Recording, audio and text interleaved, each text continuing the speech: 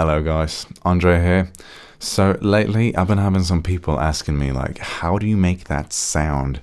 How do you make that noise or whatever? So I figured I'll make a tutorial. Why not make a tutorial? Here we go. Alright, so what I was thinking of showing you is how I made the bass line to this track. This is a little something I've been working on. It's not a finished track. Before I release it, I think I'm gonna record some vocals to it, or have someone rap to it, or do something. Anyway, this is what it sounds like.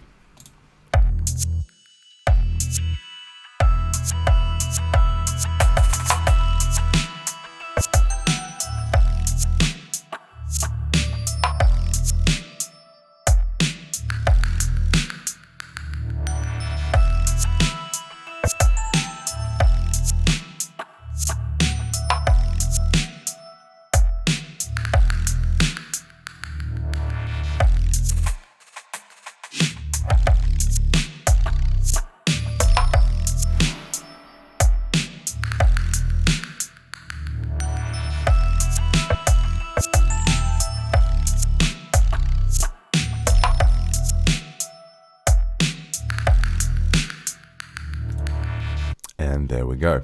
So, as you might have noticed, the bass line to this track sounded like this.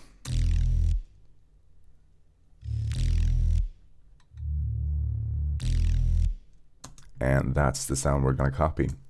So the first thing I did was to open up a copy of Massive. Massive, probably the best plugin synthesizer I know. Like, seriously, if there's one plugin I would like to marry, it's definitely Massive.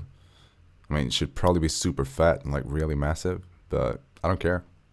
Anyway, start off by pressing this little button right here for start via gate. You would turn the pitch bend up 1 octave and down 1 octave. So it goes from 1 octave to down 1 octave. And then you will add a groan wave, groan 1 wave, and put the wavetable position up to about 10 o'clock. The intensity to about the same, about 10 o'clock. The amplifier to about 11, and you put that up 1 octave. Secondly, add a lunacy wave, and you put the wavetable position up to about 11 o'clock. The intensity to about 10 o'clock, to 12 o'clock. The amplifier to about 1 o'clock. And you put that down 1 octave. After that, you add a sine square wave, and you put the wavetable position up to about 10 o'clock, 9 o'clock. The intensity up to about 11. The amplifier to about 12. And you keep that as it is on the pitch. After that, you will add a phase effect to your lunacy wave. So you press the phase down here and the second oscillator. So you turn up the phase up to about 10, 11 o'clock somewhere, and you do the same thing with the position of the second oscillator. So you press the 2 here and put the position up to about 9 o'clock. After that, you will add some feedback to your track. So you just turn the amplifier up here to about 10 o'clock. And then you will add a sine shaper just to get some distortion, some power in your sound. So you press the sine shaper here, turn the drive weight up to about 50% and the drive as well to about 12 o'clock. After that, you will add a double notch filter to your filter 1 and make an envelope for that. So you put the attack about here, the level of the attack about this level, the decay about like this, and the level of decay right all the way up. And then you turn this little envelope to your cutoff filter for your double notch and turn it all the way up. And then you do the same thing with a scream filter for your filter 2. So you put the cutoff filter about 50% and you put the envelope on it and turn it all the way up. Then you will rise the scream level to about 9 o'clock, the resonance to about the same, and the resonance of your double notch filter to about 9, 10 o'clock as well. Also, you will turn this filter selection shit. Not sure really what it is actually, but it sounds best if you just turn it all the way up. And the mix just a little bit below middle. And after that, you will add a second voice to your mix and add a pitch cutoff. And you turn up this pitch cutoff by just a little bit around here. And you do the same with a pan position. You turn this on and drag it down to about this level. And also, you should probably put down the global tune about 2 octaves, just to make it a little bit more accessible to get that really low end you're looking for in the bass. After that, you can add a classic tube. Really like that effect to these ones. Makes them really heavy and deep. Really deep, man. Yeah. And you put the dry wet up to about 10 o'clock, the drive to about 12 o'clock. Sorry about that. And you add a dimension expander as well. You put the dry wet up to about 12 o'clock and the size to about 8 o'clock. After that, I added an EQ just to boost the high frequencies by just a little bit. So you put the high shelf up to about 2 o'clock here. And if you've done all right, it should sound something like... sorry, turn the microphone off. Should sound something like this.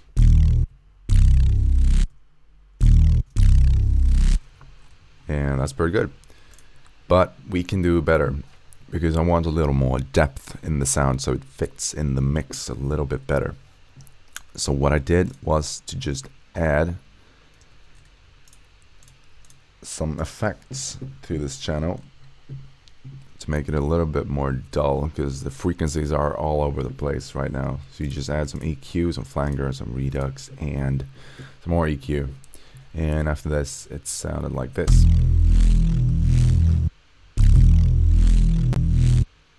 And what I did next was to sample this. I sampled it in the tone I wanted, and I split the frequencies up.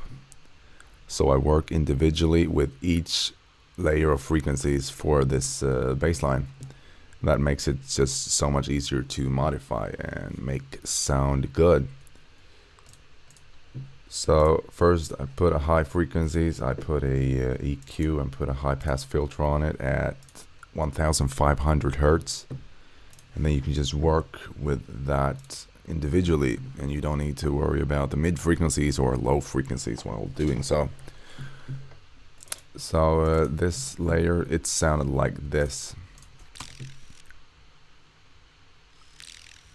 So you can tell it's only high frequencies. And what I did with the effects was to add some equalizing just to boost the high frequencies that I felt was lacking a little bit.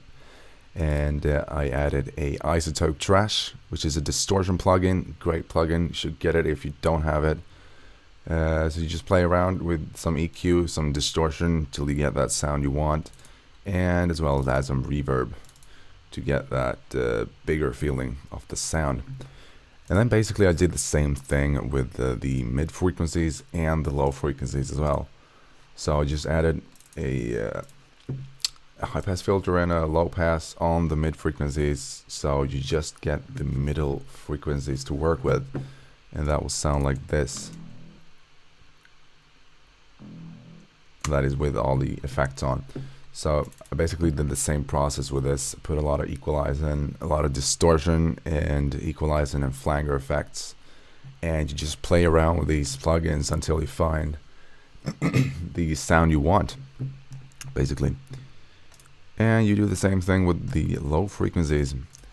So you just put a filter on it, so you cut up all the low frequencies, did it at 160 Hertz, because that is pretty much where the main importance of the low frequencies are.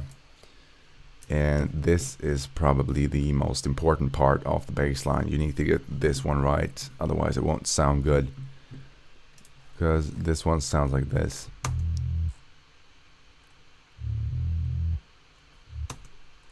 And if you play them all together now, they will sound like this.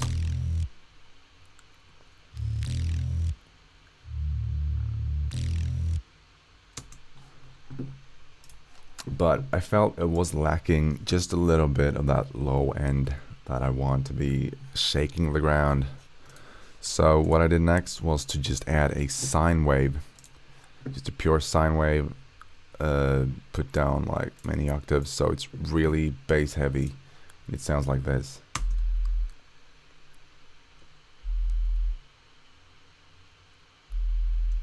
I don't know if you can hear it, but it's really low and it's really bass wobbly.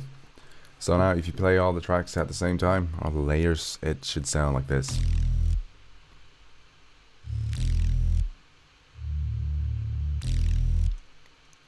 And that is pretty much it, how I made this bass line.